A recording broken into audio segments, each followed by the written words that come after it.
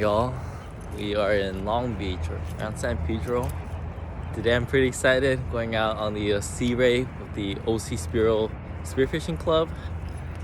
It was a trip hosted by them. Got like about 25 divers. But it's an overnight trip. We're gonna be at Catalina Island. I've never been on an overnight trip before, but I'm really excited. Packed up all my gear. But yeah, you know, it's really cold right now. That's why I'm wearing a beanie. I'm all layered up. But I didn't get too much sleep last night. Hopefully I should be okay for today. But I'm super excited, dude. Like, it's gonna be so much fun. But enough of me talking. I'll show you guys a little tour of the boat, and I'll see y'all on the water soon. Let's go, catch fish, not feelings. There's the boat, the Cee Ray. Got everyone on board over there.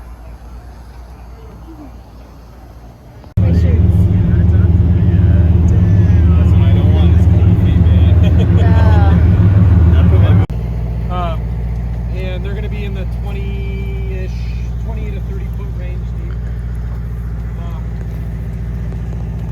Try to look, what you're going to be looking for is bait. That bait is going to be in the water. So we are finally in the water.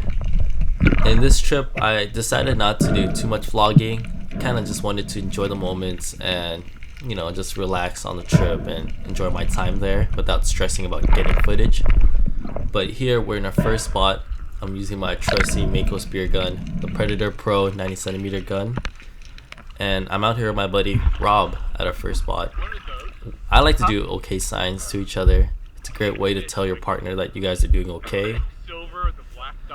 But in this spot, there was a lot of life. There was schools of blacksmith everywhere. But I didn't see anything too crazy or too big. In this dive, I harvested 2 half, but other than that, it was absolutely beautiful.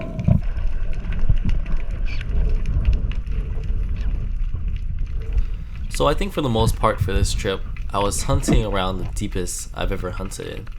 And I was diving down here in about 40 feet, and that's where I was seeing the Halfmoon.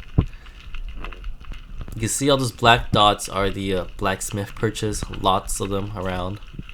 In here I lined up my shot, got fairly close, and yeah, I brought him some dinner.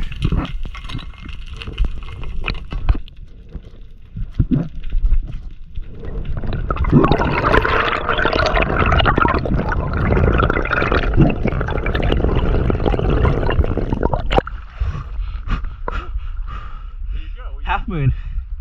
They call it a halfmoon. Oh, nice. I got one for you to try. Oh, is that what those are? I saw a whitefish too, actually. Okay, what's the whitefish? Yeah, there's also a whitefish. They're when you bring them up, they're a little brown. But Yeah, that's the ones I was looking at. They were huge. With the black dot on its head. this one, right?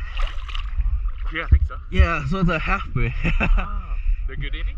Yeah, it's not bad. Okay. You can have this one. I got this one, so I figured you could try it. Oh, okay, cool. But there's whitefish. I saw whitefish too. Yeah. That was kind of deep though. That was like 39 feet. That's 39 feet down there? I didn't get to the bottom. No? I was maybe like 15 feet away from the bottom. 15 feet away from the bottom, I think. Okay. Yeah. I feel like you get to like 30 feet. Deeper than we think. Yeah. Is that about how far I was down, you think? Or? Yeah, I think so. I think maybe like between 25 and 30. That's how far you were.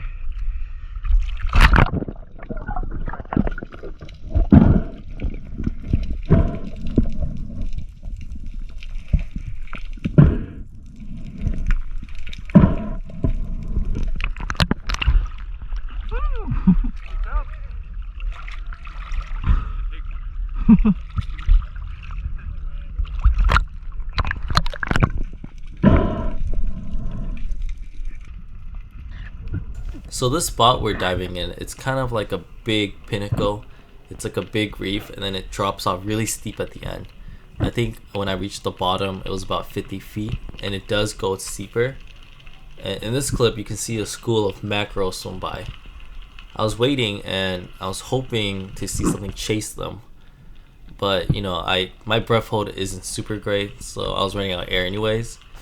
So I decided to line up my shot in this halfmoon. Both halfmoons I shot were pretty good size. They were about 14 and 15 inches each. But great experience, kind of pushing myself and like diving really deep for these fishes. Nice stop. Thank you. Yeah. There's a lot of those chilling around like 30 feet-ish. What is it? Like the half moons. Yeah. Yeah. They make good ceviche? You know, I've only tried steaming them. Only tried it what? I tried steaming them. Yeah. Yeah. There's a lot of people still out here, huh? What's that? There's a lot of people still out here, huh? Yeah, they're more clustered over there. So maybe we'll go.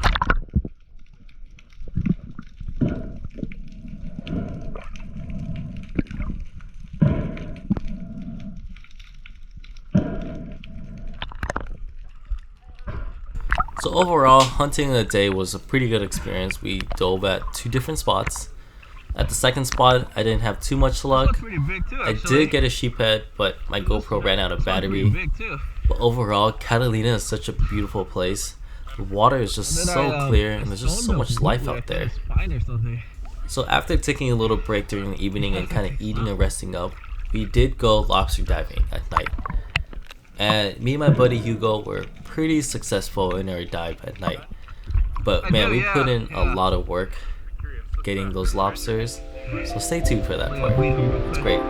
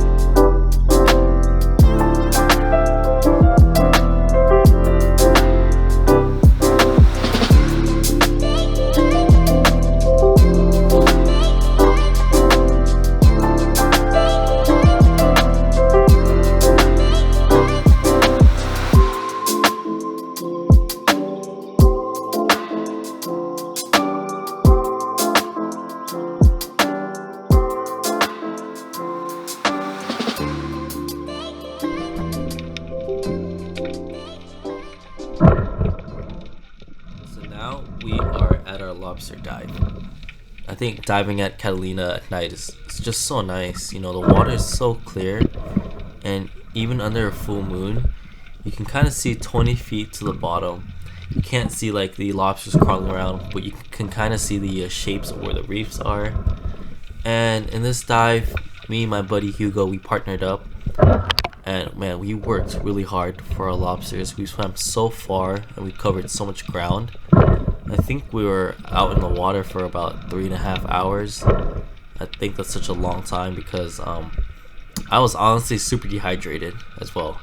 That's one of my mistakes. I didn't bring water or anything like that. It would have been nice, but I was wearing a 7mm, and it got so hot to the point where I was opening up my wetsuit to let water in because I was just so dehydrated and I was overheating. But you know, we started heading back, and luckily everything was okay. And if anything was to happen, I had my buddy with me, which is why it's important to dive with a buddy in case anything happens. But here I'm kind of swimming around, looking for lobsters from the surface, because at night, most of the time they crawl around looking for food because they're nocturnal. So here my strategy here is to shine the light on the side and grab the lobster from behind. You don't want to directly shine the light at the lobster because that can kind of scare them away. Oh, got one. Overall, I grabbed home 3 lobsters. I grabbed a lot of shorts. Most of them weren't legal by like a tiny little hair. But Hugo did really great. He caught 5 lobsters. And we did really well, I think, overall. I do remember I was mad at myself for losing a few lobsters that I could have easily gotten. But, you know, that's part of fishing too. Hope you guys enjoy the rest of this dive. And stay tuned for day 2.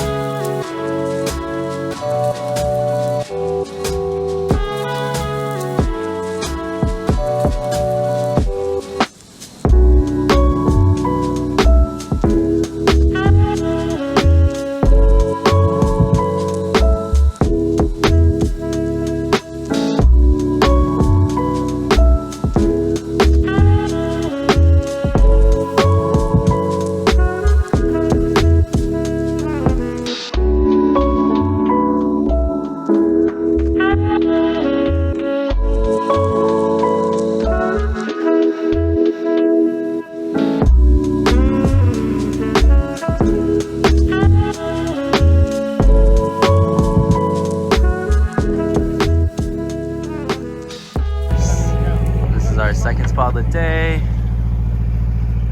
or sorry, this is our second day of the dive for the weekend. Well, I think we're on the other side of the island now. There's rocks over there. We got some people swimming over there. Kelp is over there. I might go over there. But yeah, another day. Let's catch my fishes. Now we're diving into day 2. It was just so beautiful again. I decided to stop by the kelp forest first. It was honestly so beautiful seeing all these long like stems coming out, and it felt like being in a forest, pretty much an underwater forest. I was pretty exhausted from the day before, so I couldn't push myself too deep again. But in this dive, I harvested 2 half moons and a calico, and I actually swam to a different spot. And I didn't actually bring my GoPro that time, but I managed to harvest maybe 3 or 4 Opaleyes and a big Moray Eel. That was about 5.5 pounds. Didn't get that on footage though, but it was a nice way to end the trip. Big shout out again to OC Spearo for hosting this event. And if you guys do have any local dive clubs nearby, I'd recommend joining them. You know, you meet so many great people, and it's a great opportunity to like learn and just get out there more often. And if you made it this far, thank you so much for watching the video, and I hope you guys enjoy the rest of it and dive safe out there.